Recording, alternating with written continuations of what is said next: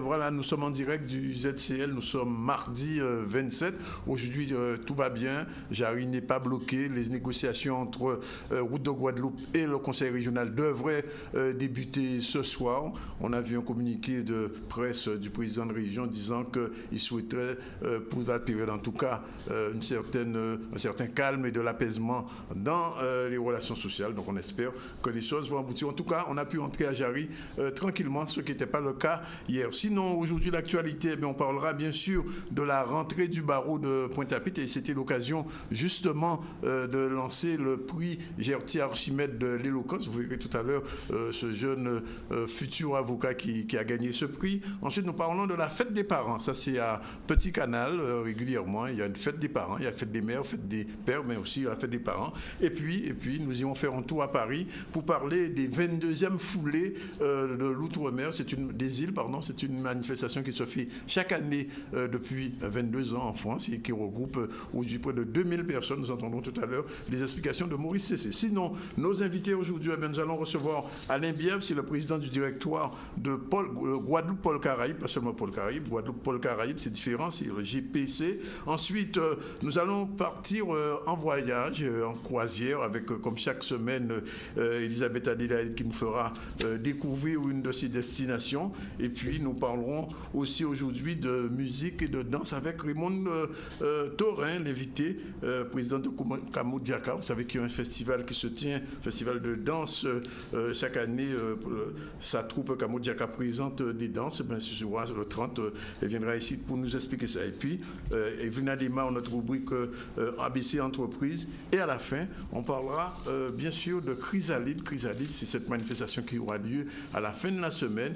Et docteur Suzy Zozio viendra nous présenter une nouvelle création. C'est, on va dire pour aller vite, un Nutella guadeloupéen. C'est elle-même qui l'a fabriqué. Elle viendra nous faire une démonstration. Voilà ce qui fait l'actualité aujourd'hui. Nous sommes toujours en direct de RHT, Radio Haute Tension. Je vous rappelle que le Tour cycliste de Marie-Galante démarre officiellement ce soir, mais les premiers coups de pédale seront demain dans la matinée. Nous aurons bien sûr chaque jour Joubi avec nous, Joubi Baram, qui fera depuis Marie-Galante un point sur cette course cycliste qui est à sa 41e édition, déjà 41 ans que le Marie-Galante s'honore d'un tour cycliste. Voilà tout ce qui fait l'actualité aujourd'hui. On va commencer avec Alain Bièvre. Bonjour. Bonjour. Vous êtes président du directoire de Guadeloupe Pôle Caraïbe, je l'ai dit. Et on a comme l'impression, en regardant les chiffres, que les choses vont bien à Pôle Caraïbe aujourd'hui. Oui, depuis fin 2015, donc il y a une nouvelle dynamique au niveau du trafic. Et c'est vrai que cette dynamique était très forte en 2016, puisqu'on a eu une croissance de 8%. Et sur 2017, ça continue, à un taux un peu moins élevé, plutôt autour de 5%, mais la croissance est vraiment au rendez-vous. Et effectivement, ça continue.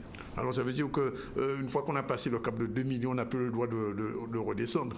Mais écoutez, ça fait déjà 4 années de suite qu'on n'est pas redescendu. Oui. Donc j'espère que maintenant, Pôle Caraïbe restera durablement une plateforme bimillionnaire, et peut-être plus dans les mois qui viennent, dans les années qui viennent.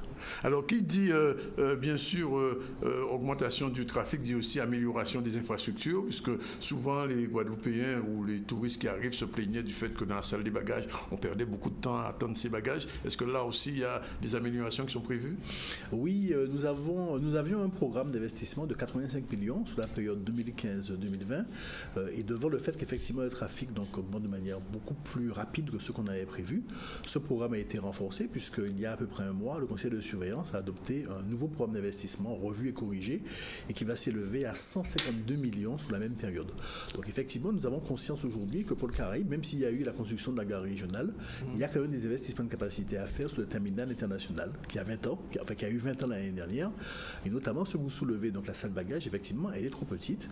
Et donc dans cette enveloppe de 152 millions, nous avons des investissements prévus pour agrandir cette salle bagage, pour la moderniser, mais aussi pour lui apporter apporter une connotation un peu locale, parce que c'est le premier contact des passagers avec la Guadeloupe, et actuellement c'est un bâtiment qui est un peu froid. Donc il y aura aussi un volet architectural pour donner un sense of place, c'est-à-dire donner vraiment l'impression aux passagers qu'ils arrivent en Guadeloupe quand ils arrivent dans cette salle bagage. Oui, ça veut dire qu'il y aura un peu de musique. Alors de la musique, mais aussi une décoration. Des visuels peut-être, pour qu'ils se disent véritablement que là ils sont arrivés donc aux Antilles et qu'ils ne sont pas dans un aéroport parisien. Donc il y aura aussi cet aspect des choses. Même si c'est ADP qui l'a fait. Même si c'est ADP qui l'a fait, mais aujourd'hui c'est vrai qu'on a envie effectivement d'avoir ce côté sense of place, c'est-à-dire sentir qu'on est aux Antilles, qu'on est en Guadeloupe et qu'on n'est pas dans une plateforme de métropolitaine ou à l'étranger. Alors il y a quelques années, enfin très récemment encore, la question des attentats faisait que le trafic aérien sur le plan mondial avait connu une certaine chute, une décroissance, on va dire. Est-ce qu'en Guadeloupe, on a été touché par ce phénomène de décroissance au niveau général? Je ne parle même pas des touristes, mais uniquement du trafic aérien. Alors, vous savez que les dépenses de sûreté et de sécurité, entre guillemets, pour rassurer les passagers par rapport à ce risque terroriste, à Pôle Caraïbes, c'est 17 millions par an. Nous dépensons 17 millions par an pour garantir aux passagers que leur sécurité et que leur sûreté sont assurées. Et tous les aéroports français, tous les aéroports au niveau mondial ont ce même niveau de dépenses pour vous montrer comment c'est une préoccupation majeure de l'activité dans laquelle nous sommes. Donc aujourd'hui, c'est vrai qu'un des éléments qui peut expliquer donc, la croissance que nous avons, c'est que les Antilles apparaissent comme une destination qui est sûre pour l'instant, la Caraïbe aussi, par rapport à tout ce qui se passe en Europe, tout ce qui se passe aux États-Unis, tout ce qui se passe dans le Moyen-Orient. Et c'est vrai que ça bénéficie donc aux Antilles, à la Martinique, à la Guadeloupe. Donc dans la croissance que nous avons là, on peut dire aussi qu'on bénéficie un peu aussi, malheureusement, de cette crise sécuritaire qui affecte d'autres destinations touristiques qui sont beaucoup plus mal en point que nous. Quand vous voyez donc l'Afrique du Nord, ils ont eu quasiment moins 70% de trafic du jour au lendemain. Aujourd'hui, nous bénéficions aussi de cette clientèle, mais c'est un effet d'aubaine qui ne va pas perdurer parce que ces pays-là aussi font des efforts en matière de sécurité, mais nous avons des tendances lourdes, je dirais, qui se dessinent, et notamment l'ouverture sur le marché américain.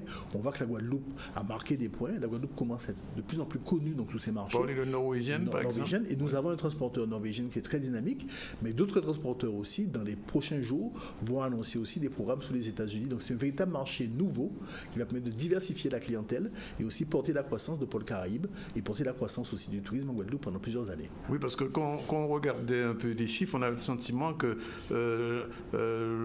la clientèle la plus importante était franco-française, je veux dire, entre Paris et Pointe-à-Pitre. Et donc aujourd'hui, il y a une ouverture vers d'autres marchés, c'est ce que vous confirmez. Voilà. Alors c'est vrai qu'aujourd'hui, le tourisme métropolitain, c'est quand même 60% du trafic de l'aéroport, donc c'est quand même un poids qui est relativement lourd. Mais c'est vrai que les marchés qui sont le plus dynamiques aujourd'hui, mais c'est l'Amérique du Nord. Donc les États-Unis avec Norvégien, mais aussi le Canada, parce que Air Canada a fait des efforts. Maintenant, ils ont une compagnie low cost qui opère, la compagnie Rouge. Ils ont augmenté les fréquences. Donc le Canada aussi bouge beaucoup. Il faut dire aussi que des passagers canadiens passent par Norvégienne pour arriver aussi en Guadeloupe. Donc on voit que ça bouge sous ce marché Amérique du Nord de manière globale. Mais vous savez, il y a des perspectives, il y a des projets qui sont en train de se dessiner pour plus d'ouverture sur les États-Unis et peut-être aussi des ouvertures sur l'Amérique du Sud. Voilà. Donc ce sont pas encore sous l'Asie. Sur l'Asie, pas encore. Trop loin. C'est trop loin, je crois. Mais déjà, vous savez, ils arrivent quand même à côté. Hein. Ils vont à Dominique. Oui, effectivement. Ils vont à il y a des partenariats. Je sais qu'il y a des Chinois qui ont investi aussi dans cette île de la Caraïbe. Lourdement même. Hein. Donc c'est un trafic qui va se développer. Pour l'instant, donc, on a de belles ouvertures sur les États-Unis grâce à tout le travail qui est fait par le CTIG et par la région. Et je crois qu'il faut confirmer justement ces essais, entre guillemets, consolider ces essais. Et c'est vrai que aujourd'hui, c'est un marché très porteur et qui a encore un potentiel extraordinaire. Maintenant, il y a aussi l'Amérique du Sud, même si certains pays ont des difficultés financières ou économiques conjoncturelles, mais il y a aussi une clientèle qui a un pouvoir d'achat qui peut être intéressée par le produit de la Guadeloupe. Et sans vouloir faire d'annonce, mais je pense que dans les prochaines semaines aussi, il y aura peut-être des bonnes nouvelles concernant une ouverture aussi sous ces marchés d'Amérique du Sud. Alors l'autre aspect, il est plutôt localement guadeloupéen. Récemment, à Marie-Galante, j'ai entendu dire que l'aéroport allait reprendre. Alors est-ce que c'est un trafic, je veux dire, résiduel, mais enfin ça compte quand même que les îles autour, Marie-Galante, peut-être Terre de Haut demain? Alors vous savez, avant l'apparition des navettes rapides, parce que c'est un peu ça qui a fait que le trafic a disparu sous ces plateformes, le trafic aérien. Avant l'arrivée de ces navettes rapides, on faisait 200 000 passagers sur Marie-Galante, Désirade et les Saintes. 200 000 passagers, c'est pas rien. Un peu. Maintenant, c'est vrai qu'avec le bateau, il y a un concurrent direct. Coûte moins cher, il va aussi moins cher, ça va très vite. Mais indépendamment de ça, le Conseil régional a bien identifié identifié un besoin pour certains types de clientèle, notamment les professionnels, les médecins, les entreprises aussi, qui n'ont pas envie de passer 35 minutes dans une navette, mais passer juste 10 minutes dans un vol pour aller et travailler, je dirais, dans ces îles, et les aider aussi à ce qu'elles ne se désertifient pas, en termes de professionnels. Donc le Conseil régional a lancé un appel d'offres justement pour pouvoir rétablir des liaisons aériennes avec ces dépendances, et nous sommes très attentifs justement au résultat de cet appel d'offres pour voir si effectivement un trafic de nouveau renaît sous cette destination. Mais c'est vrai qu'on n'atteindra pas les 200 000 passagers qu'on le faisait il y a 20 ans. Voilà, ça restera plus modeste, mais c'est vrai qu'il y a un besoin qui existe de liaisons aériennes vers ces îles proches. Et ce qui concerne la Martinique, est-ce qu'on peut dire que la guerre des prix, les Simpli et compagnie qui ont fait la une il y a quelque temps entre Air Caraïbes, faut le citer, et puis Air Antilles, est-ce que ça a boosté un petit peu le trafic entre la Martinique, la Guadeloupe et les îles du Nord? Bien sûr, puisque là on a eu des taux de croissance de 15 à 20% certains mois.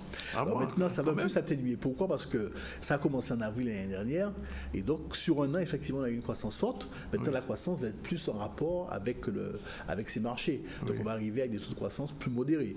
Mais c'est vrai que ça a été un élément, puisque c'était la moitié de la croissance du trafic l'année dernière était liée à ce trafic régional. C'est-à-dire la Martinique, Saint-Martin-Grand-Casse et Saint-Martin-les-Mines. Voilà. Donc ça continue un peu, mais avec des taux de croissance moins forts, mais en tout cas ça a boosté le trafic aussi. Et c'est une composante non négligeable dans les résultats de l'aéroport en 2016. Alors autre aspect, il y a l'aspect passager, on en parle beaucoup, mais on parle moins de l'aspect fret. Alors est-ce que le fret aussi subit cette croissance? Je veux dire, est-ce qu'on importe autant de choses, bon, par bateau on sait, mais par avion, est-ce qu'aujourd'hui vous pouvez dire que le fret se porte aussi bien? Alors le fret, il faut savoir que comme là on a évoqué donc, la concurrence du bateau sur les îles proches, il y a la concurrence aussi du bateau vis-à-vis du fret aérien. Vous savez, les bateaux maintenant sont de plus en plus performants. Toutes les procédures dématérialisées de dédouanement et de formalités donc de transitaires qui se font par Internet aujourd'hui, ça va très très vite, je dirais. Et donc le fret aérien, je dirais, est concurrencé par le fret maritime. À ce point-là quand même? Ah oui, bien sûr. Malgré le temps, je veux dire, voilà, le temps est beaucoup plus long en bateau. Voilà, le temps est plus long en bateau, mais vous savez, c'est quasiment... Voilà, mais c'est moins cher, et aussi les formalités vont beaucoup plus vite, donc c'est que le conteneur ne reste pas longtemps. Avant même qu'il soit arrivé à quai, il est déjà entièrement dédouané, vous voyez un peu. Donc on a aussi comme concurrent le fret maritime, ce qui fait que, mais c'est pas spécifique à la Guadeloupe, c'est au niveau mondial, je dirais. Il y a une tendance baissière au niveau du fret aérien, voilà, qui ralentit et qui baisse. Maintenant, nous nous battons aussi avec nos équipes, de façon à ce que même si l'activité baisse, on arrive à maintenir la qualité de service, maintenir les équilibres aussi financiers de cette activité. Maintenant, il faut dire que sur l'export, on est relativement dynamique avec donc la production des melons, avec un certain nombre de produits en primeur, vous voyez. Donc nous aujourd'hui, on est très, on surveille un peu le marché et on essaie d'accompagner, je dirais, l'évolution donc de ce service fret. Donc en fait, ce qu'on remarque aujourd'hui, c'est plutôt tout ce qui est fret express est en train de se développer. Et donc c'est pour ça que régulièrement donc, nous améliorons donc, le fonctionnement, notre organisation, les tours de service, de façon à ce qu'on réponde à cette demande qui est nouvelle aujourd'hui.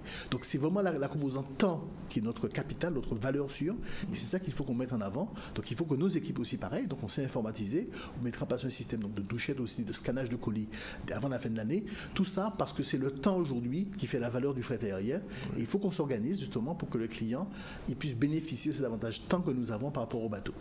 Vous voulez dire que Guadeloupe Port Caraïbes est en concurrence directe avec Guadeloupe Port Caraïbes? Oui, nous avons des domaines où nous coopérons quand même. Sur la croisière basée, on est gagnant-gagnant. Je crois qu'on a fait un super boulot. Et cette année-ci, la croisière actuellement, c'est 27% de la croissance donc en 2017 est liée à la croisière basée. Donc vous voyez qu'il y a des domaines dans lesquels on peut parfaitement coopérer. Maintenant, c'est vrai que sur le fret, on n'est pas en concurrence, je dirais. Chacun doit mettre en avant son avantage. D'accord ? Au niveau du port, c'est les volumes, c'est la quantité, c'est la qualité, la productivité. Nous, c'est le temps.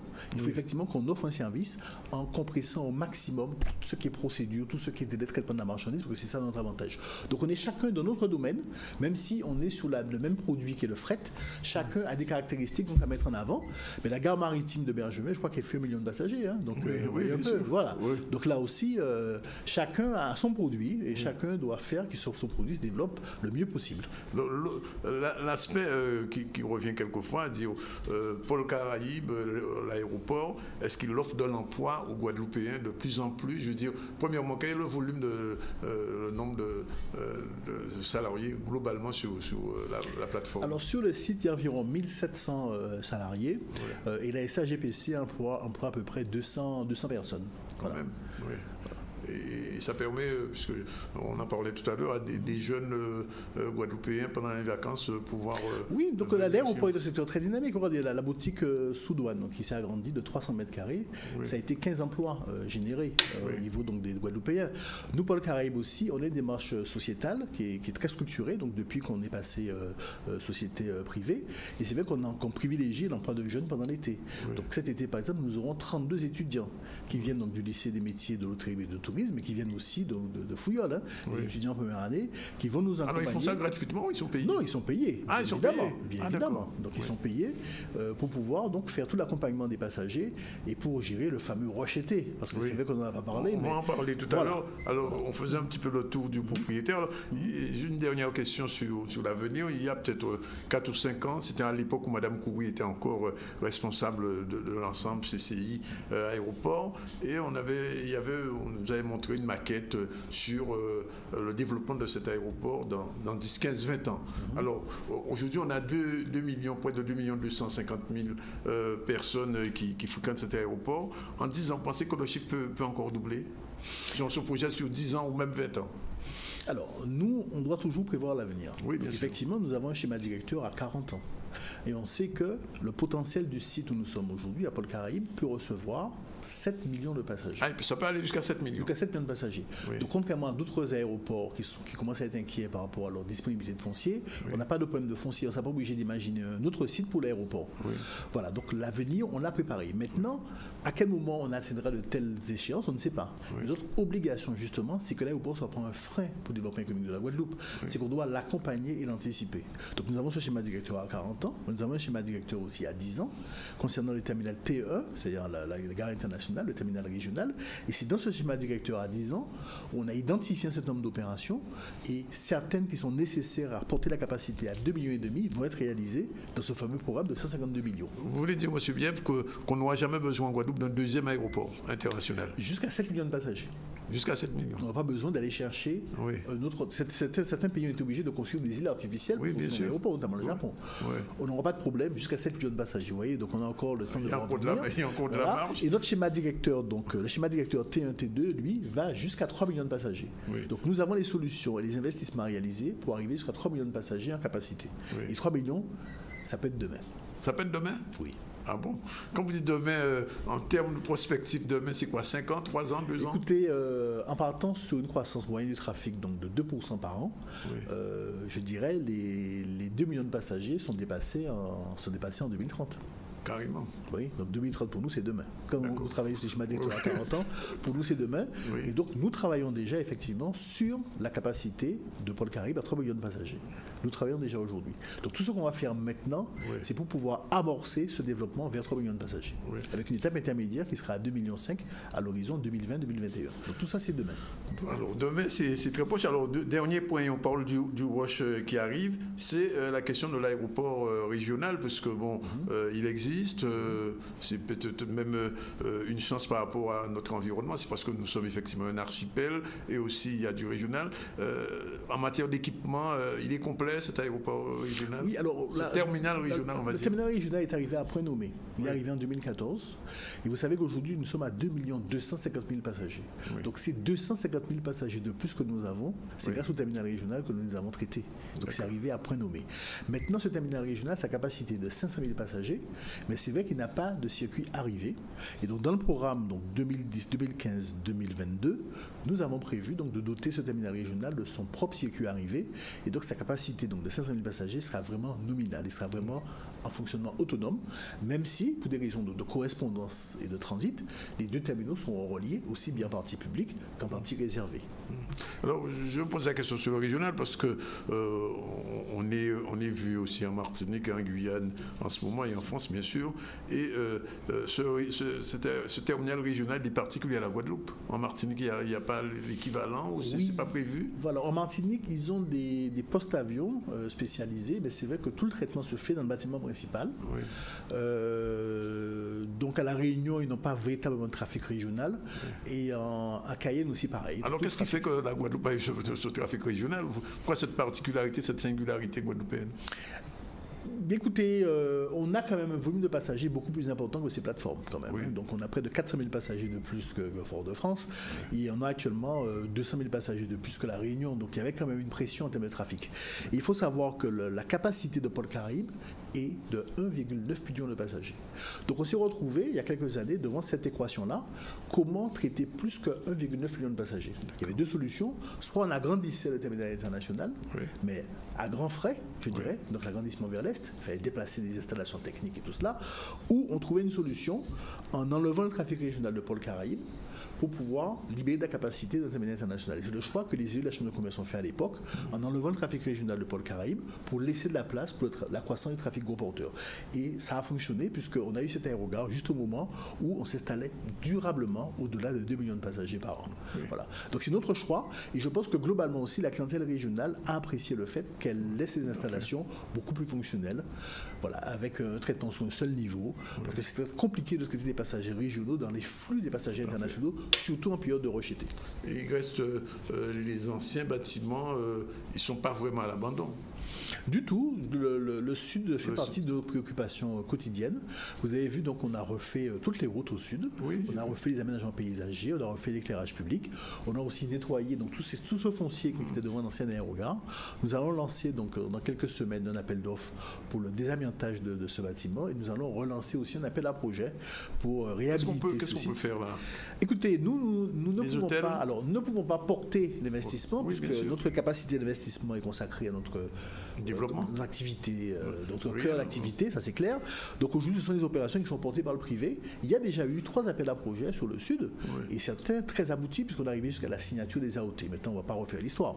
Il y a plusieurs raisons qui font que ces projets n'ont pas abouti. Donc aujourd'hui, nous allons de nouveau lancer un appel à projets et nous allons laisser donc le privé ou aussi des opérateurs publics, je dirais, s'exprimer pour voir ce qu'ils peuvent faire de ce site pour le valoriser. Vous n'avez pas de préférence? On n'a pas de préférence. Donc quand vous faites un appel à projet, vous ne pouvez pas imposer les activités. On a fait bien évidemment des études avec des cabinets de programmistes pour voir qu'est-ce qu'on pourrait faire. Qu'est-ce qu'on pourrait faire là? Il y a beaucoup d'utilisations. Il y a des utilisations très classiques, donc tertiaires, c'est-à-dire des ensembles de bureaux, des locaux commerciaux. Il peut y avoir aussi des zones d'activité spécialisées dans certains secteurs. Nous avons eu des appels du pied, entre guillemets, par des opérateurs donc, qui sont intéressés par un site comme le nôtre. Maintenant, on ne peut pas négocier de gré à gré. Donc, on est obligé de passer par la phase d'appel à projet. Et donc, la chose que je vous annonce, c'est qu'à la rentrée, il y aura un appel à projet sur le sud. Et donc, tous ceux qui sont intéressés par ces 4 hectares, donc qui sont idéalement situés donc, par rapport aux abîmes, par rapport au Prêt-à-Pied, par rapport à l'aéroport, par rapport aussi à la zone de Témar, je dirais, mais je vais lancer l'appel à travers vos antennes, donc à cette manifestation d'intérêt, qu'ils se préparent en début d'année, à la rentrée, de pouvoir se positionner, de nous faire des propositions sur la valorisation de ces 4 hectares de l'ancien aérogare. Il est exactement 12h53. On parle avec M. Bièvre, Alain Bièvre, qui est le président directeur de Guadeloupe Pôle Caraïbes. Et on va parler bien évidemment du rush de cette période, puisque chaque année, au mois de juin, des interdictions sont faites, on ne peut plus s'arrêter, on ne peut plus fonctionner. Enfin bref, ça devient l'enfer. Comment vous gérez ça cette année?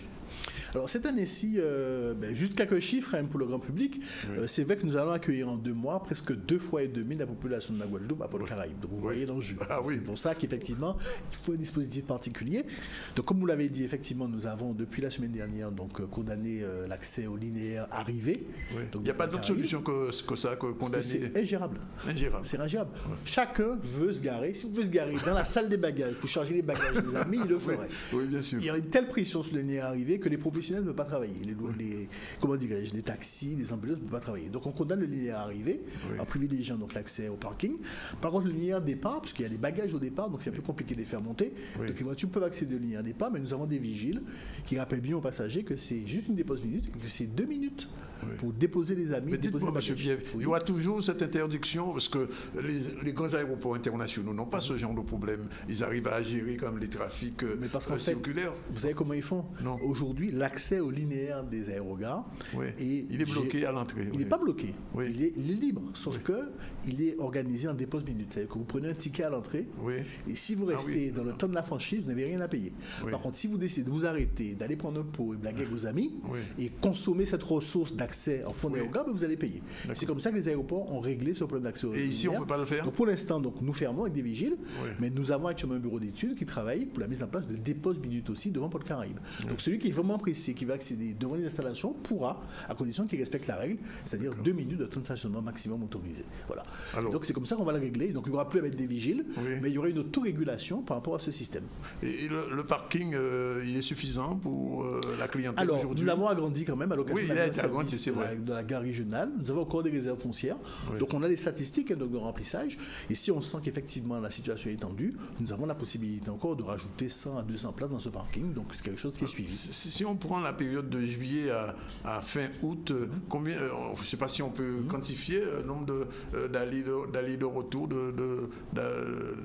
d'atterrissage et de débarquement sur le pôle Caraïbe à peu près, ça donne quoi? Alors en fait, on sait qu'à cette période-là, on va sûrement battre notre record de trafic.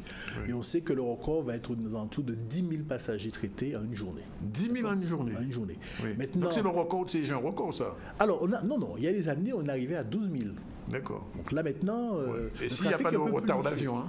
Oui, c'est pas de retard d'avion. Oui. Voilà. Donc on sait qu'il y a des journées qui peuvent aller, en théorie, parce qu'on a regardé le remplissage des avions, on a regardé aussi donc, les nombres de vols prévus. Y compris le régional. Hein, y compris le régional, tout trafic confondu, on peut aller jusqu'à 10 600 passagers en une journée. Voilà. Et donc on s'attend quand même à un trafic assez important. Maintenant, comme je vous dis, il y a des années où le trafic était plus contraint et on avait des pointes à 12 000. Maintenant, on arrive quand même à lisser, parce qu'on négocie avec les compagnies aériennes des créneaux horaires pour que tout le monde arrive en même temps. Donc on arrive à lisser un peu. Et donc là, on aura des pointes à 10 600 passagers. Maintenant, il faut rajouter les accompagnants et les attendants, donc il faut multiplier par 2,5. Oui. Voilà. Donc des pointes à 25 000 passagers. C'est un vrai casse-tête chaque année, ça. C'est compliqué. Donc nous avons maintenant, on a l'habitude, donc on essaie chaque année d'améliorer le dispositif. Oui. On sait aussi que c'est la saturation au niveau des entrées, la saturation au niveau aussi des bagages, donc la chaîne de convoyage. Donc cette année-ci, on a mis en place donc, des manutentionnaires qui vont décharger la chaîne de bagages. Si les compagnies ne peuvent pas récupérer assez vite les bagages en bout de chaîne pour les mettre dans les containers avions, on a mis des manutentionnaires justement pour pouvoir décharger les tapis pour qu'ils ne soient pas saturés. Voyez. Donc chaque année, on a des mesures nouvelles, soit sur le plan technique, soit sur le plan accompagnement des passagers. Donc on va renouveler par exemple les poussettes, on va renouveler donc les voiturettes au niveau du régional pour les passagers donc que ça embarrasse donc de faire ce trajet aussi long. Donc, voilà. Il y a plusieurs mesures qu'on mettra en place, je dirais, pour les passagers, mais aussi pour les compagnies aériennes pour que ça se passe le mieux possible. Et les jeunes que vous employez seront aussi dans le rush? Alors ils seront sur le terrain, donc à accompagner, à informer les passagers. Ils vont gérer aussi les files d'attente pour qu'elles soient optimisées. Alors pourquoi deux t-shirts de couleurs différentes? Alors en fait, ce sont les deux couleurs principales de la SAGPC, donc c'est le fuchsia. Donc vous avez des jeunes donc, qui vont arborer donc, ce t-shirt. Donc, quand vous verrez le I et que vous avez un problème, vous pouvez donc vous adresser à eux pour qu'ils vous aident. Et nous aurons aussi bien évidemment donc, le vert. Donc vous avez deux couleurs dominantes, donc le fuchsia et le vert dans les halls avec nos fameux étudiants. Mais ils vont être effectivement sous les queues, à l'accueil. Ils vont être aussi au niveau du parking parce que là aussi il y a une grosse affluence. Voilà, pour aider donc nos personnels et faire que ça se passe le mieux possible à Pôle Caraïbe. Et le retour au calme à peu près quelle période? Le retour au calme généralement c'est après la rentrée scolaire. Voilà, donc la période de rejeté, nous c'est du 23 juin avec une montée en puissance progressive des mesures et jusqu'au 10 septembre. Voici la période donc, de rush telle qu'elle a été identifiée par mes équipes au niveau donc, des prévisions de trafic. Et c'est jamais la période où vous prenez un congé? Alors, généralement quand ça a bien démarré, on prend quelques jours quand même pendant le rush, quand on voit que ça a bien démarré. Maintenant, si c'est la catastrophe, eh bien, on est mobilisé jusqu'au mois de septembre. Voilà. Alors, je vais profiter de votre antenne aussi pour dire que nous, on va beaucoup communiquer, que ce soit sur les médias, mais aussi par Facebook, en disant toujours qu'à cette période-là, si possible, ceux qui sont en vol long courrier, venez 4 heures avant. Si possible, passez le contrôle police 1h30 avant le décollage de votre avion et soyez en porte d'embarquement 45 minutes avant que l'avion ne décolle. 45 minutes. Ah bon? Ceux qui ne respectent pas ça vont faire des queues très longues, risquent de rater aussi leur vol, risquent de se retrouver à leur limite d'enregistrement et de ne pas pouvoir voyager. Donc 4 heures, 1h30, 45 minutes. C'est ça notre communication pour le rush été 2017. Mais écoutez, M.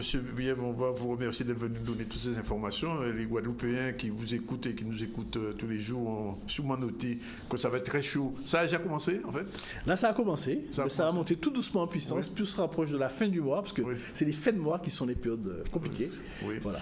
Donc, écoutez, merci d'être venu, comme chaque année, faire un petit point à la veille du Grand Rush. On va se retrouver probablement dans 6 mois. Les prochains chiffres vont tomber quand? Généralement, c'est en janvier. En janvier? Voilà. Donc, on va se retrouver en janvier pour une prochaine émission. Voilà, il est 12h59. On va prendre une pause de publicité et on se retrouver tout à l'heure pour la chronique tourisme, bien sûr, mais aussi pour développer l'actualité, puisqu'on vous a dit, on va parler tout à l'heure de la rentrée du barreau qui était ce week-end au MAC à Pointe-à-Pitre. Voilà.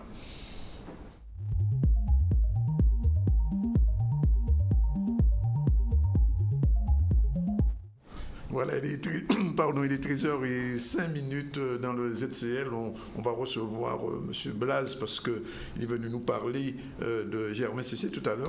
On a aussi le retour d'Elisabeth. Bonjour. Bonjour, Danick. Et donc, on va commencer par l'actualité. La rentrée du barreau a été l'occasion de décerner le prix de l'éloquence, prix Gertier Archimède. C'était ce week-end au Mémorial HAC. Et le sujet, écoutez, c'était à la recherche de Jacques Nestor sur le boulevard des Héros. Axel Gragien était là, reportage tout de suite. Aujourd'hui, nous avons notre rentrée solennelle qui marque le début de notre année judiciaire et l'année de notre activité pour le barreau de la Guadeloupe. Cela veut dire tout simplement qu'à partir de maintenant, nous allons fixer un cap, des perspectives du développement de notre barreau, des perspectives de modernisation et surtout présenter l'ensemble des confrères. Et à l'occasion de cette rentrée solennelle, il est de tradition de faire ce qu'on appelle un concours d'éloquence. Cette année, nous avons choisi de dénommer notre concours d'éloquence le prix Gertier Archimède en hommage à une illustre de nos aînés.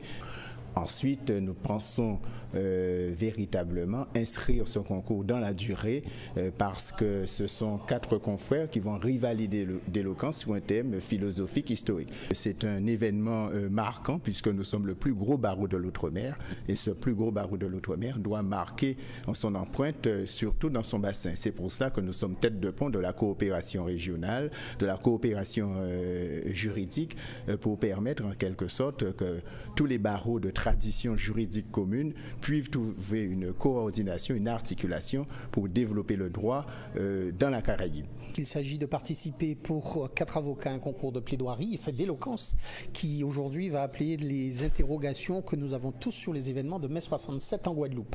Alors c'est un exercice très particulier qui va permettre à chacun des avocats de dire sa pensée et en tout cas d'essayer de convaincre que son point de vue est le bon. Il s'agit d'une manifestation aussi à l'occasion de laquelle nous rencontrons le public et qui est très prisée parce que nous faisons salle comble à chaque manifestation. Dans le mot solennel, il y a le mot connu. Quand quelque chose est solennel, notamment en droit, ça veut dire que c'est quelque chose qui doit être connu de tous. Donc c'est le moment où les avocats profitent pour dire au reste de la société, notamment guadeloupéenne, mais aussi au-delà, puisque nous avons des invités de la Martinique, de la Guyane et de Port-au-Prince notamment. Donc nous profitons pour dire à la société ce que nous faisons de mieux. Il y a pour cela un concours d'éloquence, un concours où des avocats plus ou moins jeunes vont rivaliser d'éloquence. Il y a aussi un thème cette année, qui sont les événements de mai 67, qui fêtent cette année leur 50e anniversaire, donc c'était tout à fait logique que le barreau s'y intéresse.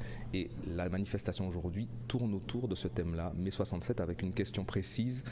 Est-ce qu'il faut mettre une statue pour Jacques Nestor, qui est le premier à être tombé sous les balles de la répression de mai 67. Cette manifestation, elle sert aussi à faire le bâtonnier connaître sa politique générale pour le barreau, pour l'extérieur, et c'est aussi une occasion de fête, il faut dire les choses telles qu'elles sont, parce que les avocats reçoivent leur public, ils se reçoivent entre eux aussi, et à la fin de cette manifestation, nous allons bien évidemment passer un moment de détente autour d'un bon verre pour clôturer la soirée comme il se doit.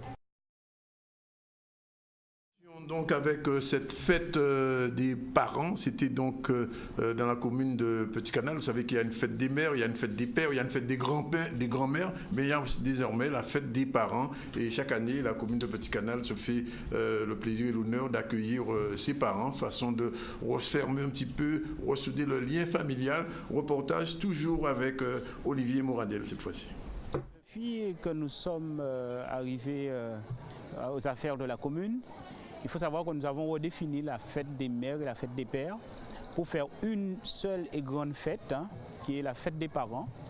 C'est un moment où les deux parents se retrouvent, je dirais la mère et le père, et cela pour symboliser la famille qui est nécessaire, je dirais, pour le bon fonctionnement de la société. Et donc, chaque année, nous faisons une manifestation où nous invitons les familles à s'inscrire pour venir recevoir un petit présent. Et à ce moment-là, nous profitons aussi pour faire passer un message concernant l'éducation et l'accompagnement aussi de la collectivité, particulièrement du Centre communal d'action sociale auprès de la famille. Et nous profitons aussi de ce moment pour remettre des médailles, la médaille de la famille aux parents qui ont été retenus sur le territoire de Petit Canal. C'est un moment très convivial où les gens profitent pour s'échanger, pour discuter et ça permet aux gens de se retrouver aussi. Et puis évidemment, nous leur proposons un show artistique et humoristique pour qu'ils puissent passer véritablement un moment agréable. Et ça se fait en toute convivialité. Ceux et celles qui veulent aussi interpréter une chanson, c'est le moment de leur passer le micro et de faire une fête, véritablement une fête en famille. Monsieur le maire, mon cœur palpite de bonheur, honneur, honneur à ta grandeur, honneur, honneur à ta grandeur. Voilà, ça n'a pas été trop long, donc il ne va pas pleuvoir. Alors, on va parler de musique avec Monsieur Blaise. Bonjour. Là, aujourd'hui, on ne parle pas d'écologie, on parle de musique. Ah, mais il y avait un lien, puisque Germain, c'était le parrain de l'émission Papillon des modes, qui était une production de Végétal Plus. Donc Végétal Plus, mais là, on ne parle pas uniquement de Végétal Plus. Voilà. On va parler de cet album qui vient de sortir 20 ans après la disparition de Germain. C'est ce qui a été le leader de Caraïbes Jazz Ensemble, ou avec des gens comme Frédéric Caracas qui a joué, les frères Duy aussi, entre autres, autant que je me souvienne, je crois Fabriano aussi, des gens qui ont été des plans, des plans aussi, des plans, là, effectivement. Ça a été vraiment une école. Hein. Ça a été une école de jazz créole. Alors, pourquoi vous avez ressorti cet album avec ce best-of, ce collector, c'est un collector, ça? On peut le dire. En fait, j'ai eu la chance de produire cet album il y a 20 ans. Puisque j'ai managé le Caraïbes Jazz Ensemble et le Germain CC Quartet dans les années 80, on va dire 12, 93. Oui. Et Germain m'a toujours dit, bon Alain, j'ai une surprise pour toi. Et c'est devenu aussi le parrain de Papillon des modes parce que je voulais que les artistes s'engagent pour l'environnement. Oui. Donc sa musique égayait les émissions télévisées. Et il y a d'autres artistes comme Claude Vermure aussi, qui est le parrain de Végétal Plus, qui soutient l'action. Et donc il y a 10 ans, j'ai fait une réédition.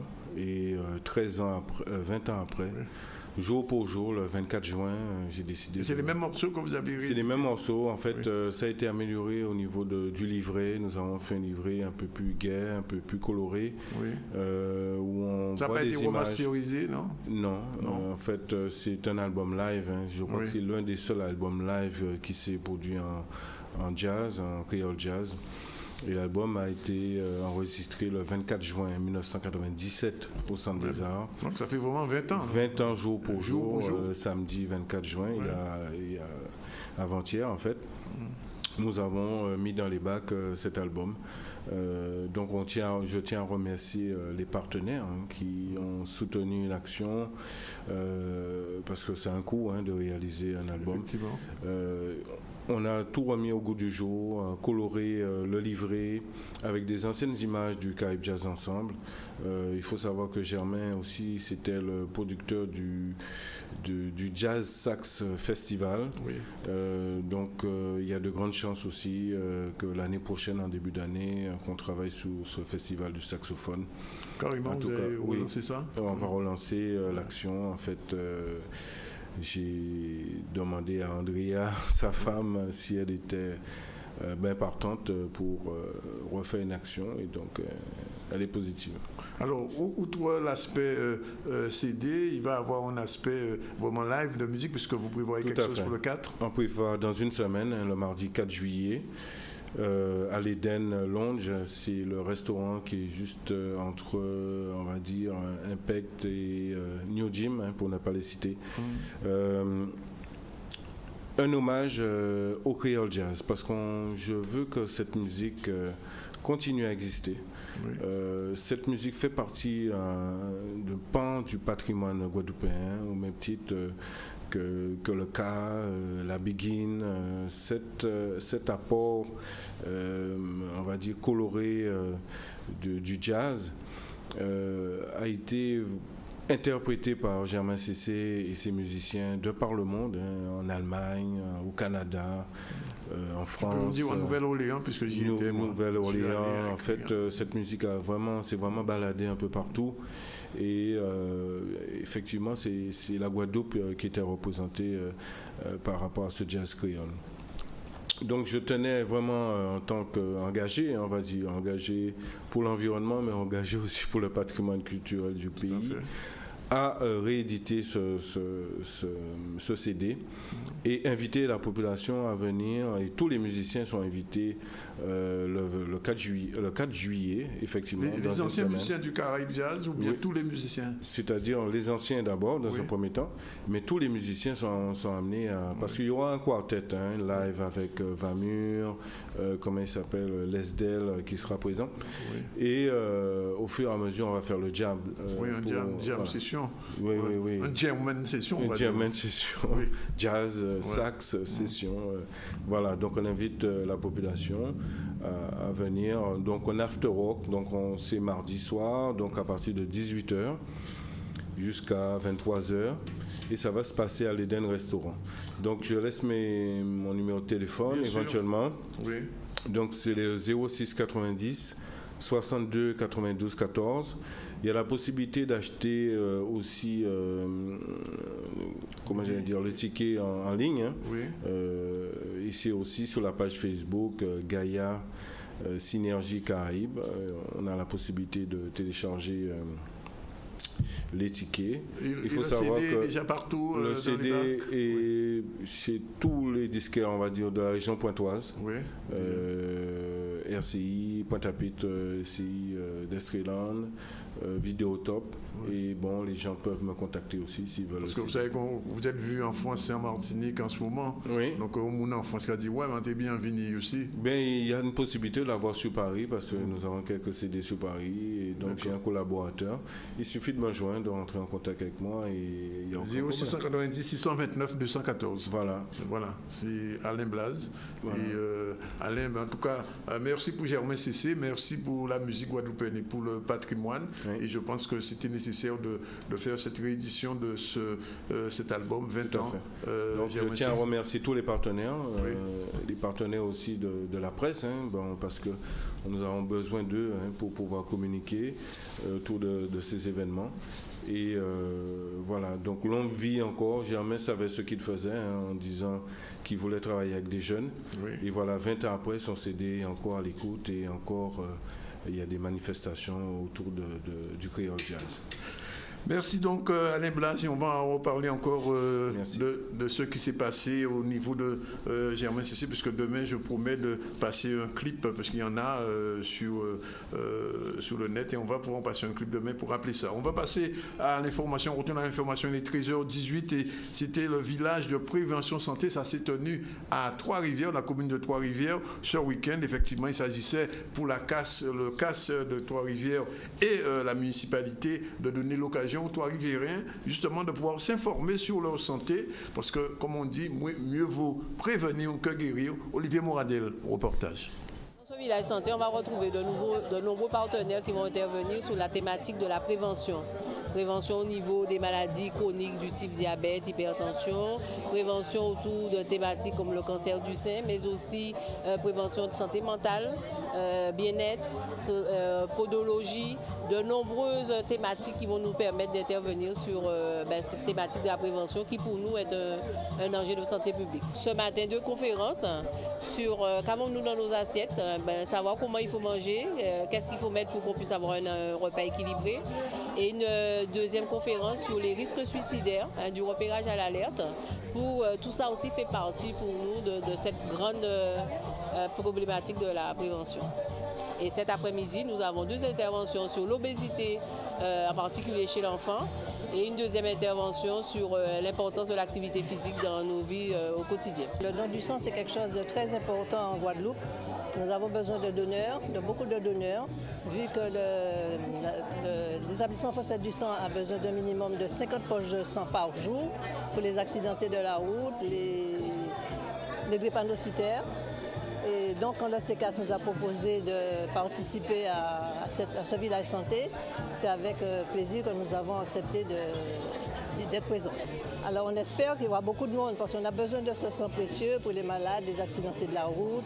Nous avons répondu présent au CECAS de Trois-Rivières, qui est un village de santé.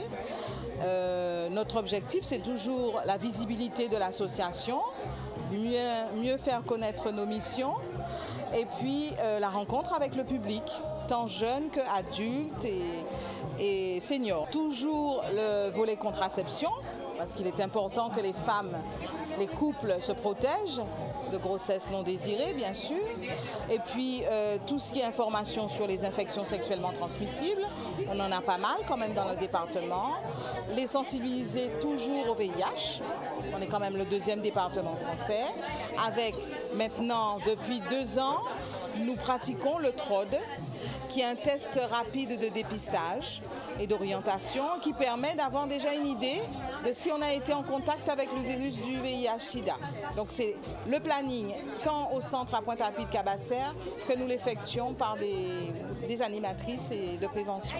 Et puis il y a quelque chose de tout nouveau, une plateforme qui a été mise en place à la demande du national avec le soutien de l'ARS qui s'appelle Sexualité, contraception, IVG. Un droit, mon choix, notre liberté. Et ensuite, l'objectif, c'est aussi de les orienter vers des structures locales, d'accord ? Et leur donner de bonnes informations. Les vacances arrivent, c'est important. Donc, on a commencé la semaine dernière. Ben voilà, on va décoller. Tout à l'heure, on parlait de l'aéroport. On va parler tout à l'heure de croisière, puisque Elisabeth is back. Elisabeth, bonjour. Bonjour, Danick. Bonjour à tous les téléspectateurs et auditeurs. Oui, ça faisait un petit moment. Je suis ravie d'être là. Vous êtes parti en voyage. Bon, alors, vous êtes revenu pour nous parler de croisière. Qu'est-ce que vous allez nous présenter aujourd'hui? Alors, cette semaine, je vais vous présenter une croisière un peu originale, une compagnie qu'on ne connaît pas beaucoup, qui s'appelle le Rivage du Monde. D'accord. Et en fait, c'est des bateaux un petit peu plus, on va dire, intimistes que ceux qu'on connaît. Plus petits, oui. Puisque c'est des bateaux qui font environ une capacité d'environ 500 passagers. Ça n'a rien à voir avec le Queen Elizabeth, là, que le plus beau voilà. bateau du monde. Et en fait, c'est une compagnie de croisière qui nous propose des croisières plutôt originales, puisque comme les bateaux sont plus petits, ils peuvent aller à des endroits beaucoup plus intimes aussi. Donc en général, c'est des croisières Vietnam, Russie aussi, nord de l'Europe, voilà. Et ils nous proposent cette année un produit tout à fait extraordinaire qui s'appelle Au cœur de l'Amazone. Donc j'ai voulu vous en parler parce qu'en fait c'est un départ le 20 septembre de Pointe-à-Pitre. Donc de Pointe-à-Pitre, on va pouvoir embarquer à bord d'un avion qui va nous emmener au cœur de l'Amazonie et on va pouvoir découvrir l'Amazonie, la Guyane et les Antilles. Tout ça en bateau. Tout ça en bateau. Donc je me suis dit que c'était quand même important de vous en parler pour les amateurs. Donc c'est une croisière, je vous l'ai dit, sur un bateau un peu plus petit, francophone. Avec des guides expérimentés, avec des conférenciers à bord, donc qui vont nous parler de l'histoire de la culture de l'Amazone et des différents endroits qu'on va visiter. Donc voilà, c'est une croisière à ne pas rater. Donc c'est du 20 septembre au 3 octobre. On a encore le temps. Oui, on a encore le temps, mais il faut s'y prendre maintenant. Mais ça a l'air d'être très long quand même. Alors c'est une croisière qui dure 14 jours. C'est une croisière unique, puisqu'en fait ce sera une édition. C'est one shot. C'est one shot. Et donc c'est pour ça, c'est pour ça que je voulais vous la faire découvrir. Donc en fait on va prendre l'avion, on va arriver au cœur de l'Amazonie, à Santarém, qui est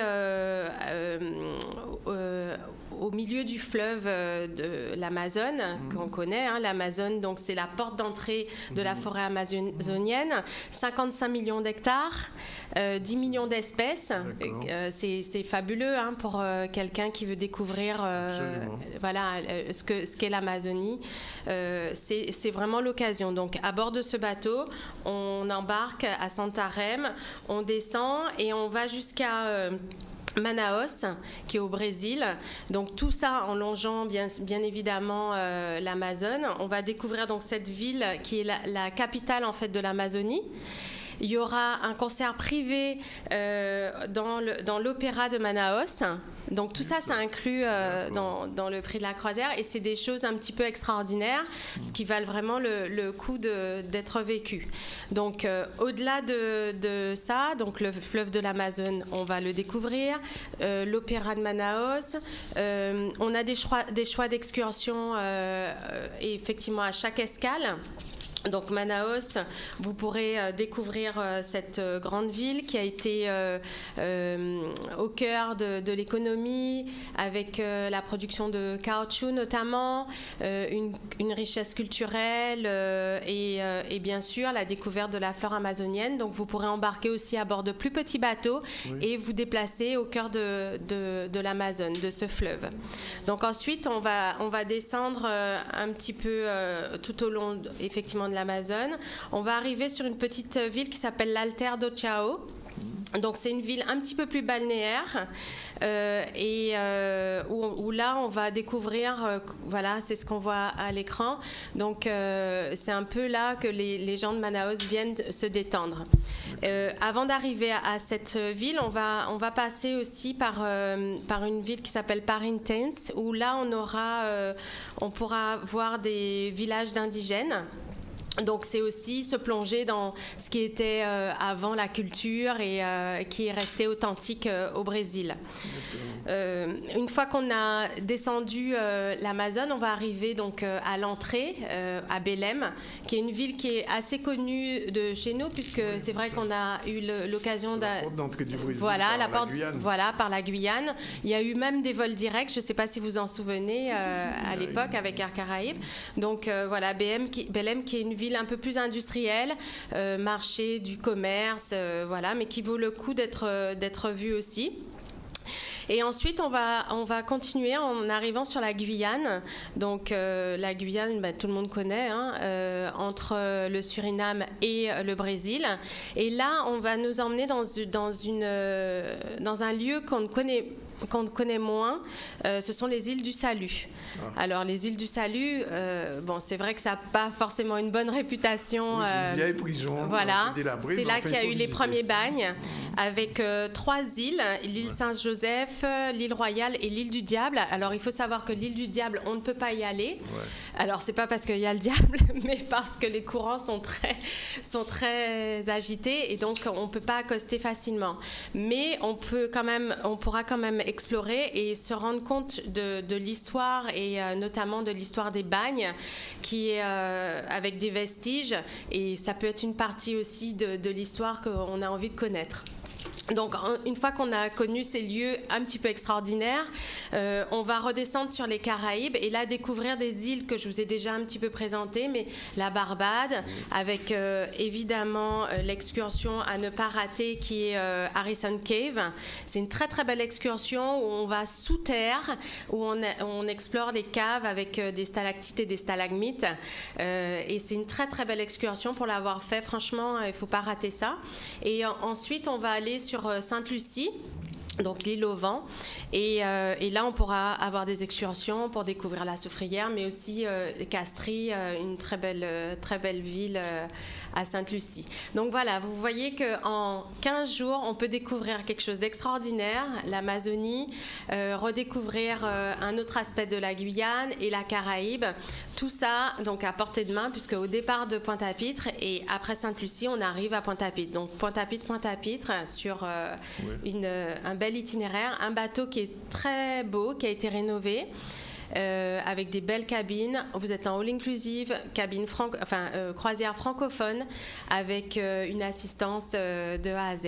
Ça fait rêver, ça. Oui, c'est une belle destination, une belle croisière originale. Donc c'est le 20 septembre, donc retenez la date. Les formalités, le passeport en cours de validité, 6 mois après la date de retour, la fièvre jaune quand même. Oui. Donc je le dis, c'est quand même une croisière qui est plutôt conseillée pour des gens adultes, qui ont envie de découvrir, parce qu'il y a un côté culturel qui est très fort aussi sur le bateau. C'est vrai qu'il y aura plus de la culture que des gros spectacles comme on a l'habitude de voir sur les compagnies de croisière qui desservent en général la Guadeloupe. Donc voilà, n'hésitez pas à venir nous voir, une de nos conseillères. Donc téléphone 05 90 91 72 10. Et puis les 4 agences, Pointe-à-Pitre, Moule, Marie-Galante et Basse-Terre, www.rivetour.com, www.zcl.tv. Je crois que j'ai tout dit. Voilà, merci Elisabeth et merci. Bon voyage à ceux qui feront ce départ pour la Guyane, les Guyanes on va dire, le Brésil via les Caraïbes. Il est 13h30, on prend la deuxième page de pub. On va se retrouver tout à l'heure pour déguster ça. Ça, vous savez ce que c'est. Quand j'ai mis ma chemise marron, parce que c'est pour s'il y a une tâche, pourquoi il ne passe à l'imoin. Enfin, on va en parler tout à l'heure avec Suzy qui est là. On parlera tout à l'heure musique et danse avec Kamo Diaka, Raymond Pater est déjà là.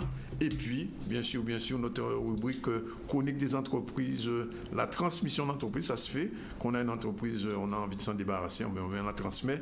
Et c'est Emeline qui sera là tout à l'heure pour en parler. Le programme est chargé. 13h31 dans le ZCL en direct de RHT.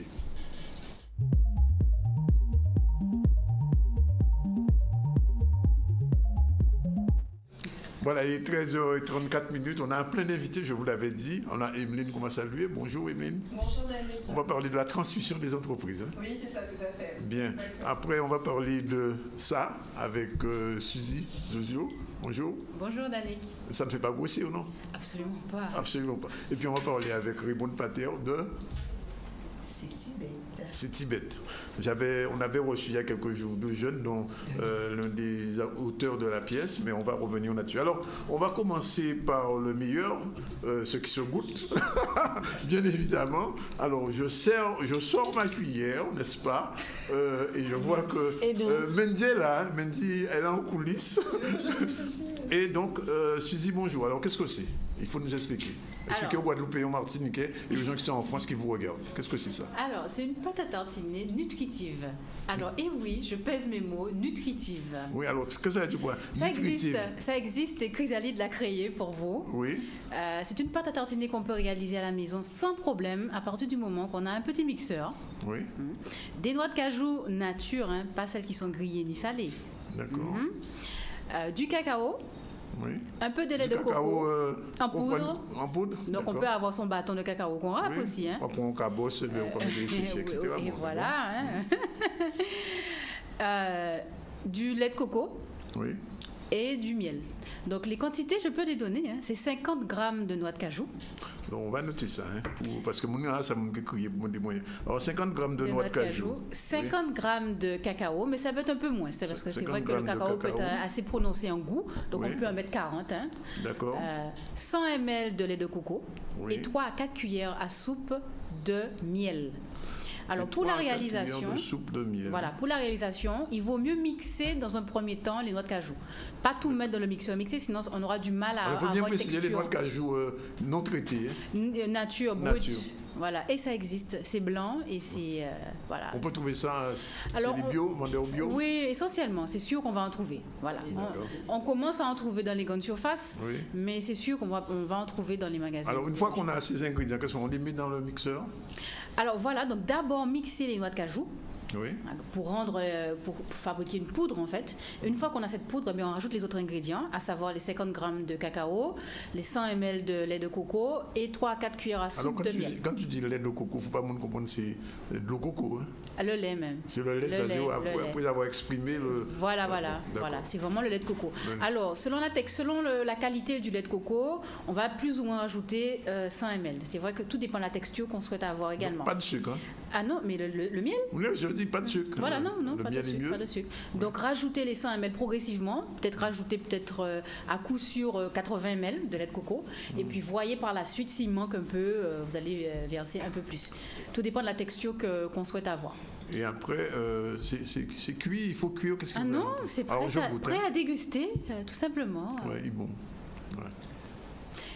Evelyne, non, mais Evelyne, je confirme, c'est bon. Non, mais je confirme également, Danick, j'en ai mangé. Ah. Et je pense qu'il ne faut pas trop insister, sinon je finirai le pot. On va passer. Alors, il faut faire goûter aussi à Raymond. Voilà, tout à fait. Parce que Raymond, Je pense qu'elles vont aimer, hein. c'est la première fois qu'on mange ça, Raymond. Hein. Alors, je le dis en direct, et tant pis à monde qui n'est pas content, le Nutella, c'est fini, hein, c'est ça, désolé. Oui, parce que bon, Mais oui. On pas guère pour Nutella. Pas guère pour Nutella. Alors bon, vu que le nom a été prononcé, vu que le nom a été prononcé, j'aimerais quand même donner la liste des ingrédients. Hein, je l'ai sous les yeux là. Donc premier ingrédient, c'est sucre.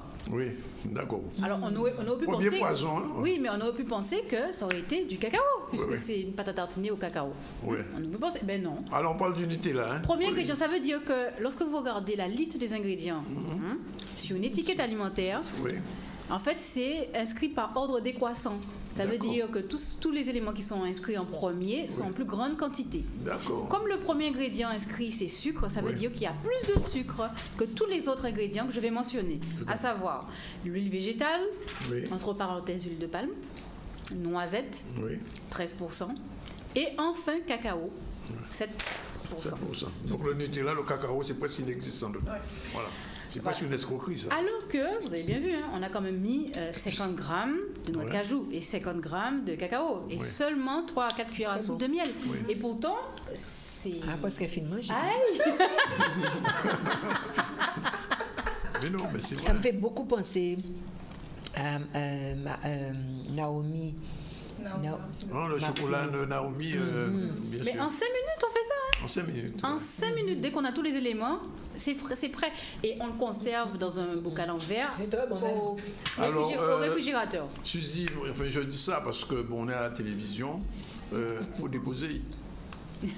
Mais non, parce qu'en Amérique, quelqu'un a regardé là, ou quelques Français qui a regardé, il fait, et puis après, il ont démarché là, et en ne respectant pas les quantités qui sont là. Alors, l'avantage de cette pâte à tartiner, c'est qu'elle est faite avec des noix de cajou.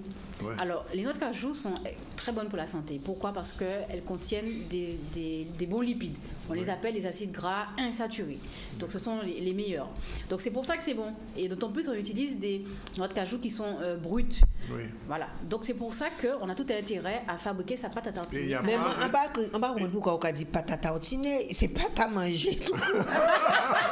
C'est pas mal. Quand on tartiner, c'est pas mal. Pas à manger. Effectivement, pas à manger. Non, c'est vrai. Donc, pas à déguster. Alors, donc on a toutes les vertus des noix de cajou, oui. Donc les bons acides gras. Oui. On a également tous les bons minéraux du cacao. Oui. Et puis bien sûr, hein, le miel, toutes les vertus nutritionnelles qu'on peut connaître du miel. Voilà, donc tout y est pour avoir un bon petit déjeuner et goûter pour les enfants. Et aussi. c'est du made in Guada. Ça Exact. fait en Guadeloupe, il passe tout de l'autre côté. Exact. Et grâce au docteur Jojo qui est là, qui est notre nutritionniste pour ce genre de choses. Mais oui, excellent, frappez la même. Il faut ça. Mais Merci. Mais c'est ça en fait la chrysalide. Hein. Oui. La chrysalide, c'est ça, c'est développer du savoir-faire et le transmettre à la population pour qu'elle aussi ait ce savoir-faire. Voilà, c'est puisque l'éducation à la l'objectif, santé, en fait, c'est de faire à la maison.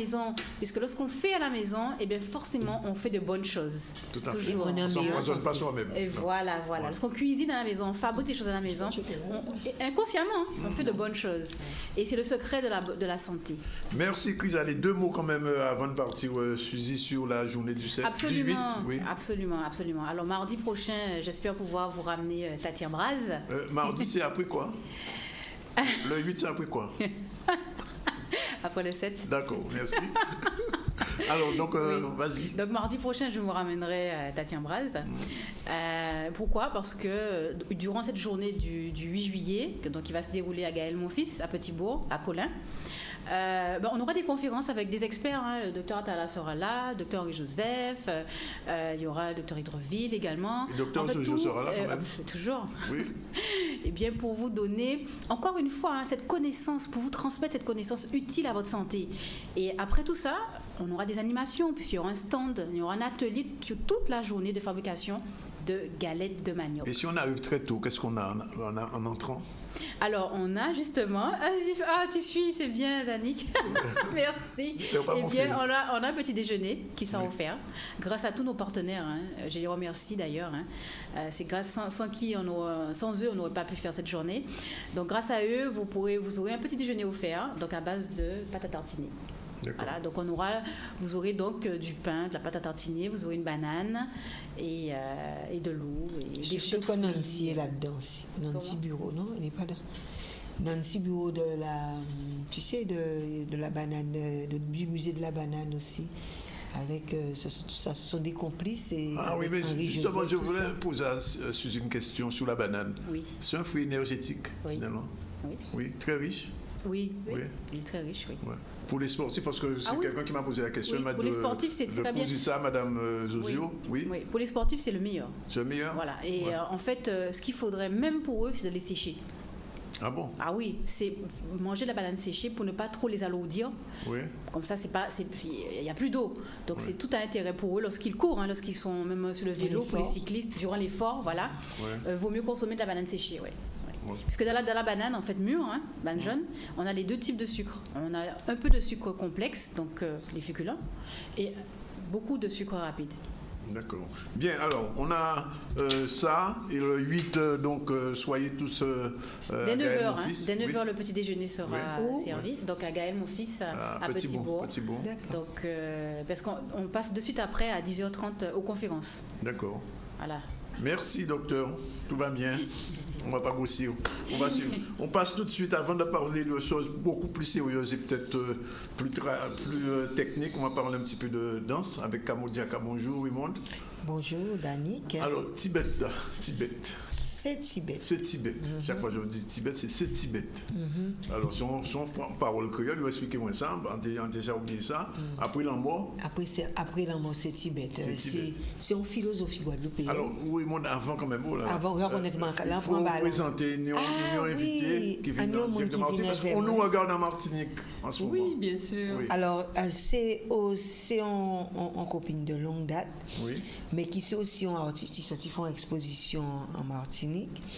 Et depuis on a fait un spectacle qui a descendu pour garder le spectacle. Ah oui. Il était là pour Saloptage, j'étais là pour chez Tati Mercerie.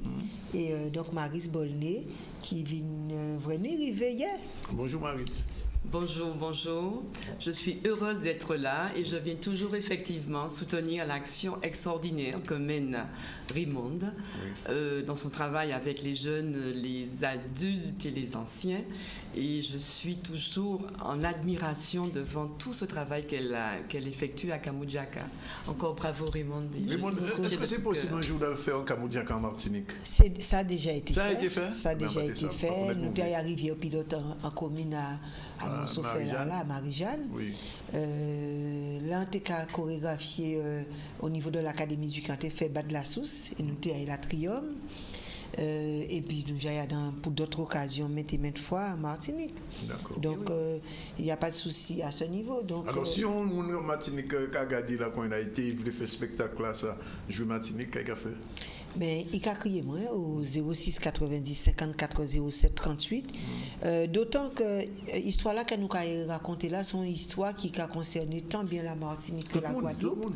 Tout le monde, mais en Martinique et en Guadeloupe, nous avons une manière particulière d'appréhender la séparation, là, on a traversé par l'autre bord là. Et bien nous avons gens nous accompagné, c'est là qui a arrêté là, et accompagné, c'est là qui a jambé la rue là. Et nous avons retrouvé nous à dans ça là, ils ont pas cité tourner la rue Cazenègre.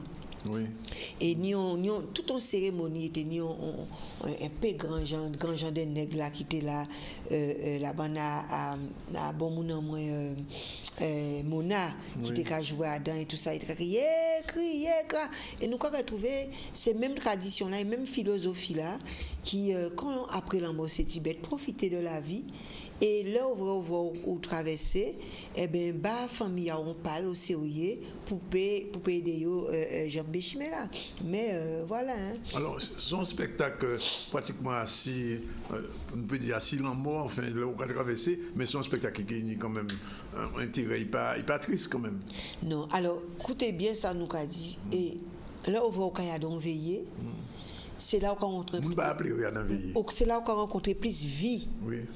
C'est là où on rencontre plus mon pauvre des pieds entendre bon Dieu tes filles diable tes garçons c'est là où on mange un bon soupe même si on a dit qu'on fait des pieds à mon mola mais c'est là où on rencontre dernier blague qui tini c'est là où on rencontre plus belle blague et c'est là où on rencontre aussi des jeux traditionnels qui a fait que tout le monde pas qu'à oublier des chances et tout le monde qu'à appréhender et passage là ça aussi de manière très très naturelle donc son spectacle qui a vraiment invité mon avis vrai à un spectacle associé puisque comment entendre ça nous avons mis à l'entour la tradition mais mon a pensé que bon voilà son mis associé à pas un spectacle pour faire mon paix. Au contraire, c'est pour faire mon accepter un certain nombre d'habitants, moun qui sorti de famille ayo, en cas de vinn un spectacle là ça parce que ça ke ba yo force. Vini prend émotion et l'émotion c'est pleurer mais c'est aussi rire, c'est aussi réfléchir, c'est aussi on l'eau tendresse, on l'eau vraiment son spectacle et surtout son spectacle aussi la jeune Guadeloupe qu'à mettre en auto sérieux à tous les niveaux, chorégraphie, chanter, danser, etc. Alors, voilà ça. Nous avons compté qu'il est dansé de 4 à 75 ans, qu'il y a 157 élèves. Mais on a des gens qui sont des outils, qui décident des et les 4 façades, qu'on a des gens aussi qui sont des débouillards, des gens qui commencent à lancer là ça, et on a des outils, on a des petits outils filés, on a ça nous va créer la relève de Kamojaka qui est là en masse, et on a des invités comme Thierry Lima, comme les frères Geoffroy, les petits mouna les frères Geoffroy. D'accord. Ou qui comme invité en monsieur qu'on connaît bien, qui a aimé le monsieur Lucien Sidan-Barom, qui a venu ben nous on sorte de mixage avec au tambour, violon, guitare à le gospel des Six Voices à monsieur Peggy Nanette, tout ça qu'a joindre. Et nous dernier invité qu'elle nous fait là, nous demander de venir. C'est un monsieur en découvert d'ailleurs, on trouvé chanson a été tellement belle en modèle si peut venir, ben nous on parle au sérieux et c'est monsieur Henri Louis et monsieur on nous connaît qui c'est Benzo et qui nous une belle chanson que c'est ça la vie. On peut chanter parce que sinon l'appliquer tomber encore. et tout c'est pas moi dit voilà ça. Ah non, moi on connaît Valère moi, on savent l'enfant mais on savent aussi si par exemple docteur a besoin faire bitin à planter ou quoi mettez moi pape là à don test sec. On va faire la pluie tomber bim à don on détend 3 mouvements. D'accord. Voilà. Alors, oui, tu as dit, vous parlez de M. Louis. Alors, donc, M. Louis qui font très belle mazouk. En fait, on sort de biguine mazouk, mais après, on biguine son mazouk. Et on trouvait chanson la belle d'avoir son chanson qui n'y a l'eau espoir, qui n'y a l'eau ballon, et qui permet de monde appréhender la vie avec philosophie qu'on nous n'y l'habitude de vie. Qui j'ai pas fait gérer tout ça en artiste pour faire un spectacle? Parce que moi-même, son exploit, ça, hein, pour dire. Moi, non, nous savons bien, on a pensé, on sait. Même je crois que mon l'habitude, mais en fait. Non, à part ça, c'est à deux formations, moi, on formé en sorti bas de la Sousse, et bas de la Sousse, on était dans une équipe qui est l'Amical Club d'Arboussier. C'est là qu'on commençait à faire sport d'équipe. Et là, on a fait sport d'équipe, on a des rôles, et moi, j'étais meneuse. Donc, on a l'habitude. C'est vrai, mais c'est un métier qui n'est pas facile. Ça pas facile du tout et en tout cas vraiment mon vini vrai travail là ça que nous a fait ensemble là et surtout si ouvrez, monsieur qui a vu du Palais des Sports, faites-nous confiance pour faire nous venir là, parce que nous sommes école de danse. Ouais. Nous sommes école de danse, mais ils savent que nous carré à dans ça nous qu'a fait et encore rappelé que le Palais des Sports c'est quand même une société privée. Donc quand ils dit ils décidé qu'ils ont fait une association qu'on Kamojaka confiance. Eh ben, c'est parce qu'elle nous a apporté bon manœuvre et il y a aussi vraiment des partenaires extraordinaires. Vendredi 30 à partir de... Alors, il faut m'arriver là, abonner. Oui, parce que pour garer son bab. Pour garer. Alors, en cas de mon qui simple, nous avons un supermarché juste à côté. Vous pouvez garer un supermarché là. À dans parking là. Et vous pouvez venir à pied, ça qui permet de détendre. Et c'est de porte là qui a ouvert à 19h30. Oui. Et il a ouvert si tout au cérémoniel indo guadeloupéen entre la troupe Home Shanti de Annick Ragoubert et aussi groupe Cléla qui dit aussi nous cérémoniel, donc nous avons maillé tous ces cérémoniels là ça. Ça qui est rituel alors évidemment. Non, ça qui est rituel et ça qui est guadeloupéen. Ouais. Et nous qui dans donc première partie là, nous qui rentré et nous qui ouvert la ronde avait un premier mini spectacle. On extrait en pièce Koklaya et lycée Faustin Fleuret et Cléla fait ensemble. Nous avons essayé 1313 mai 67. Et c'est effectivement alentour à la jeunesse estudiantine qui t'a porté bon méthode pour te faire que les 67 mai 67 rivés puis TP engagé donc nous avons fait travailler là ça et à 20h à 21h précise nous avons commencé avec spectacle là Ludovic imaginez là et c'est Tibet. Rendez-vous le vendredi 30 à partir de 19h30. Les ventes à tickets, normalement? Alors, donc, il faut que les gens savent que ni ticket encore, malgré ça, mon cas dit, ni on le ticket, donc, ils peuvent prendre. Donc, il faut apprendre à organiser avec l'époque en nous. Nous avons époque à Internet actuellement. Et c'est comme ça que nous avons acheté. Alors, quand ils prévoient pour en avoir un les sites à Palais des Sports du Gosier ou en les allmall.com ou encore, ils peuvent, si vous ne pas ayant les sites doit pour aller ces machines là eh ben yo kay dans les boutiques Sebastiano ou à Microforce Moudong et La Pointe. Ouais, c'est ça, c'est bien ça. Et là yo peut faire en sorte de ni place à yo et faut autres venir parce qu'ils ont regretté si ils pas venir moins que vous parlez de ça encore demain après demain juste à jeudi nous capable parler de vendredi matin nous capable parler de midi encore nous capable parler de pas occupé. Oui, 13h54 nous capable passer tout de suite il faut nous porter mon œuvre mais on aura le temps n'est-ce pas puisqu'on va parler de la transmission de l'entreprise générique s'il est là. Oui, non, oui. Voilà, le générique va démarrer. Non, il ne démarre pas. Eh bien, en parlant de ça, il y a le billet que Chantal Comer avait gagné. Oui, Chantal Comer, alors votre billet, là, vous avez gagné. Venez au bureau de Canal 10 pour récupérer votre billet gagnant. Alors, transmission de l'entreprise. Bonjour, Emeline. Alors, on transmet une entreprise de père en fils. Comment ça se passe? Bonjour, Danick. Bonjour. Moi, je trouve que mon thème, il est très bien tombé. J'ai comme l'impression.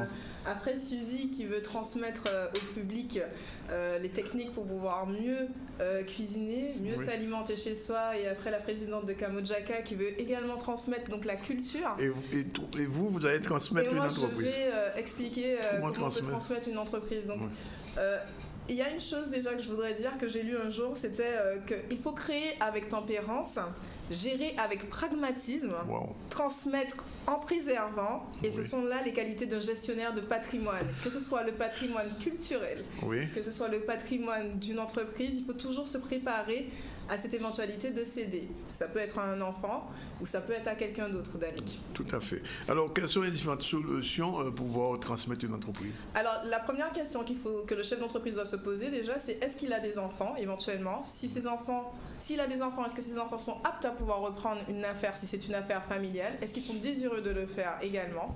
Donc on peut avoir ce cas de figure. On peut avoir également le cas de figure de la personne qui approche l'âge de la retraite et qui ne veut pas non plus laisser son entreprise partir en déperdition et qui donc veut pouvoir préparer éventuellement un successeur à la reprise de son entreprise. Et on a également les personnes qui malheureusement au quotidien vivent leur activité comme étant un fardeau et qui veulent par contre passer à autre chose et s'en débarrasser. C'est ce que je disais tout à l'heure, si on veut se débarrasser de son entreprise. Voilà, mais vaut mieux ne pas dire ça comme ça. Oui, bien sûr. Vaut mieux prôner ça, c'est vraiment la situation limite, ça, d'accord. Voilà, exactement. Et à ta question, quelles sont les méthodes pour transmettre? Il y a deux types de méthodes, à savoir la méthode à titre gratuit ou la méthode à titre onéreux. Alors, par méthode gratuite, cela sous-entend le fait de faire un don de son entreprise. Mais cela aussi implique pour le chef d'entreprise de se poser la question, est-ce qu'il est prêt justement à donner son entreprise? De quoi est-ce qu'il va vivre après avoir donné son entreprise? Puisqu'il faut quand même qu'il mange. Hein, oui, mais enfin, si c'est gens enrichis... Alors ça, c'est si c'est enrichi, mais tu as aussi les cas où l'entreprise n'est plus forcément dans une dynamique prospère et pourtant qu'il faut réussir à vivre après, puisque...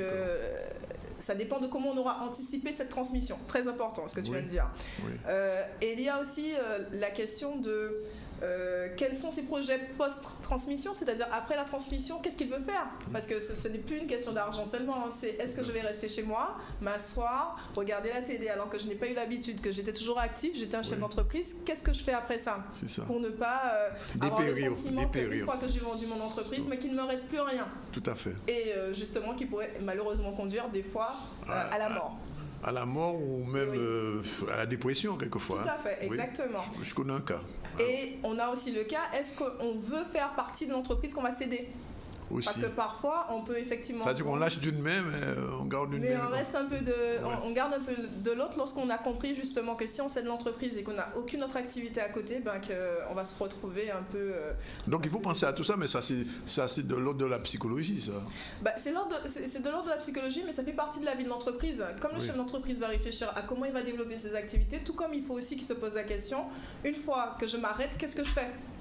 Et souvent, on n'y pense pas. Il peut être employé de son ancienne entreprise? Alors oui, parce que là, comme on avait vu ensemble, alors il faut faire attention, hein, parce qu'il y a des critères quand même, je te réponds un peu hâtivement, mais tu as la possibilité d'avoir des emplois seniors. Alors normalement, c'est dans des entreprises différentes de celles qu'il a cédées, mais après, il faut vérifier si les conditions permettent tout de même de pouvoir retourner travailler dans l'entreprise cédée. Et ça dépend la durée et le fait de faire valoir, par exemple, ses droits de départ à la retraite. Alors, question directe, quel est le rôle, Emeline, de l'expert comptable dans la transmission de l'entreprise? Alors, l'expert comptable est justement là pour accompagner le dirigeant lorsqu'il décide, enfin quand il prend la décision de partir, à savoir que déjà, il sera là aussi pour pouvoir évaluer l'entreprise, parce qu'une fois que tu cèdes, alors c'est soit tu vas céder en vendant au fonds de commerce, si tu es en entreprise individuelle, donc tu vas vendre soit l'intégralité du fonds de commerce, soit une partie du fonds de commerce, ou alors si tu es en société, tu peux vouloir céder des parts sociales, parce que là c'est plus une entreprise individuelle. Tu peux aussi choisir de mettre en location gérance le fonds. Donc la location gérance, c'est-à-dire que tu es encore propriétaire de ton fonds, mais tu as quelqu'un qui devient locataire gérant et qui exploite le fonds et qui te verse des redevances. Ou tu peux aussi céder ton droit au bail. Et en fonction de l'évaluation qui aura été faite de l'entreprise et du choix de cession qui aura été fait, l'expert comptable sera là pour pouvoir accompagner notamment... Donc il faut d'abord une évaluation quand même de l'entreprise. Oui, il faut évaluer l'entreprise pour savoir combien est-ce qu'elle vaut. Et souvent il y a un rapport de force qui s'instaure entre le vendeur et les acheteurs. Ou l'acheteur, c'est-à-dire de savoir à quel prix optimal vendre pour ne pas perdre la valorisation de son fonds.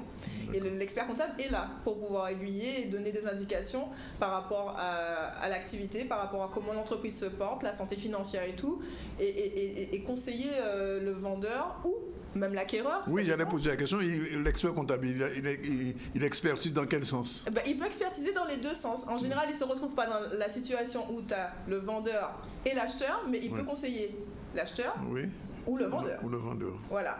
Et le vendeur, comme je te disais, derrière, il va pouvoir aussi mettre en place aussi toute la partie négociation avec les banques éventuellement pour la cession, ou même surtout pour l'acheteur, on va dire. C'est quand l'acheteur qui veut reprendre une entreprise sollicite l'expert comptable. Avant-dernière question, est-ce que l'entreprise peut changer de statut social en la vendant? C'est-à-dire on peut passer d'une SARL à une SCOP ou à une SASU, etc. Alors, il faut faire attention aux compatibilités de formes juridiques, mais normalement, quand on rachète, on prépare la forme juridique qui va recevoir le fonds, et elle peut être totalement différente de celle qui était initialement. Ça peut être une SARL qui va être vendue à une SAS.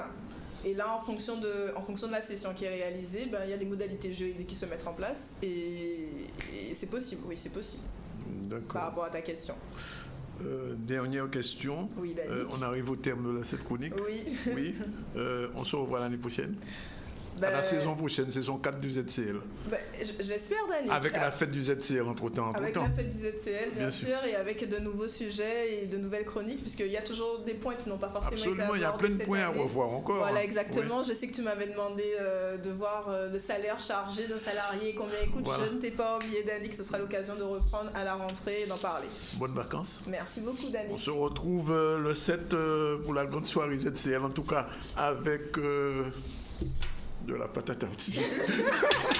Bien, en tout cas, je rappelle rapidement que le 30, donc, ce spectacle, c'est Tibet. Deuxièmement, le CD de Germain Cessé qui est sorti 20 ans après avec Alain Blason l'a vu. Rendez-vous le 8 pour le petit déjeuner, les conférences et la dégustation de la Crisa Cola, enfin je ne sais pas comment on va l'appeler, elle va nous dire ça bientôt. Et puis demain on se retrouve ensemble, comme d'habitude dans ZCL là, en direct de RHT. Je signale qu'à partir de demain, le tour de Marie-Galante sera en direct dans le ZCL. Voilà, on a tout dit. Il est pratiquement 14h03, c'est dit que pas même vrai ça. Donc on continue et on se salue. Et puis c'est fini pour aujourd'hui. Rendez-vous demain à la même heure, 12h30 en direct du ZCL.